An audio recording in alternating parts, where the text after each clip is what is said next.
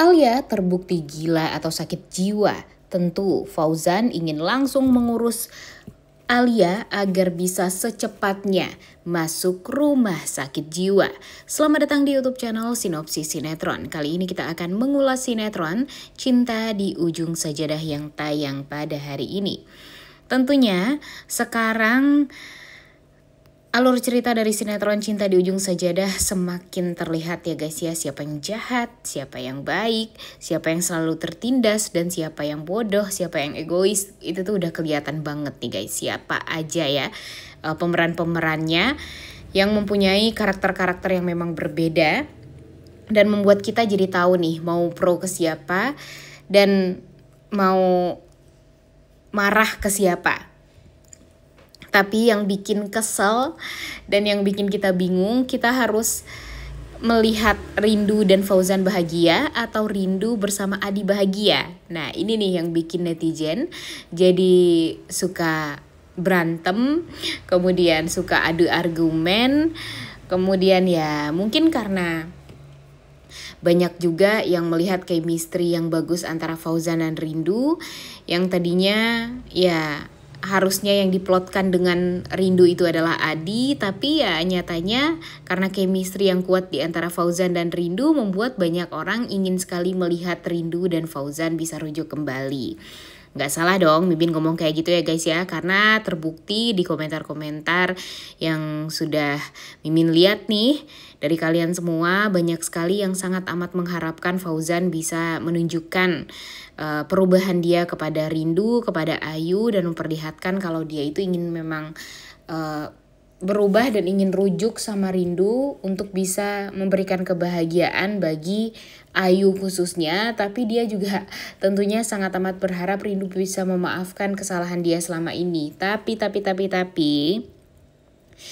tentu maaf itu mungkin bisa Rindu berikan, cuma trauma di masa lalu yang membuat Rindu itu tuh dijelek-jelekan, kemudian dianggap buruk, dianggap wanita kotor, dan segala macam lah oleh Fauzan dulu itu tuh susah sekali untuk Rindu melupakannya guys. Jadi ya harap maklum juga ya kalau Rindu masih membenci Fauzan hingga sekarang, karena ya tidak bisa dipungkiri kalau Fauzan itu tuh udah sangat amat keterlaluan di masa lalunya sama Rindu. Jadi ya dengan dia memisahkan Rindu sama Ayu, kemudian dia berbohong kepada Ayunya juga, sehingga pada akhirnya dia kehilangan Ayu juga kan. Dan Ayu mau memaafkan Fauzan pun ya jika ibunya atau mamanya memaafkan Fauzan juga. Cuma sampai sekarang belum ada tuh tanda-tanda Rindu mau memaafkan Fauzan, karena memang ternyata luka Rindu itu sedalam itu waktu itu. Sampai sekarang aja masih belum ketutup ya guys ya. Kebayang dong 8 tahun lamanya dia dipisahkan dengan anak kandungnya. Dibilang anak kandungnya meninggal dunia, padahal dia aja sendiri melihat gimana perkembangan anak kandungnya di sekolah. Dan dia juga sudah merasakan kasih sayang yang luar biasa yang diberikan oleh Ayu, walau mereka masih belum mengetahui kalau mereka itu sebenarnya adalah ibu dan anak kandung. Dan sekarang Fauzan semudah itu meminta rujuk, ya kayaknya Fauzan juga harus dikasih pelajaran deh. Ya dikasih pelajarannya maksudnya ya setidaknya dia harus pasti gitu memberikan perubahan kepada diri dia, agar ya orang itu tuh ngelihat Rindu dan Ayu, apalagi ya khususnya melihat gimana perubahan dari Fauzan ini benar-benar berubah atau ya hanya sekedar omong kosong doang. Tapi kalau melihat gimana usaha Fauzan sih luar biasa ya guys ya, walaupun kadang tidak tepat sasaran atau tidak tepat waktu. Seperti aja di episode kemarin, ibu atau Bunda Aminah dalam keadaan yang berduka. Dia tidak menyangka kalau ternyata anaknya sudah meninggal dunia. Jadi semua orang tentu sangat amat ya sedih lah dengan keadaan tersebut. Dan ya Fauzan pun juga sudah mengetahui akan hal itu. Tapi sayangnya Fauzan ini tidak tahu waktu, dia malah memberikan surprise anniversary Night kepada Rindu dan Ayu. Kalau Ayunya sih mungkin masih bisa ngerti ya guys ya. Ya namanya juga anak kecil, tapi kalau bagi Rindu, Fauzan itu tuh nggak sopan gitu. Malah melakukan hal-hal yang romantis seperti ini di saat Bunda Aminah sedang dalam keadaan yang ya bisa dibilang hancur hatinya sekarang. Tapi jujur sebenarnya Fauzan ini tuh luar biasa juga sih effortnya ya guys ya untuk Rindu. Cuma permasalahannya di sini Fauzan harus beresin dulu nih semua permasalahan dengan Alia ini. Jangan sampai dengan cara Fauzan sekarang memberikan surprise cantik kepada Rindu, Ayu, itu tuh membuat Alia tuh jadi semakin menggebu-gebu untuk balas dendam sama Rindu dan Ayu. Dan terbukti kan dia ngejahatin Rindu dan Ayu lagi, sengaja nyipratin air kotor di pinggir jalan kepada Ayu dan Rindu. Kemudian ya dia juga sengaja ingin mencelakai Rindu dan Ayu. Ya itu tuh semua ya gara-gara Fauzannya juga nih. Harusnya Fauzannya ya beresin dulu permasalahan dengan Alia ini, baru deh Rindu juga pasti bakalan ngeliat, oh ternyata gini ya usaha Fauzan untuk bisa ngedeketin dia lagi ya, dengan cara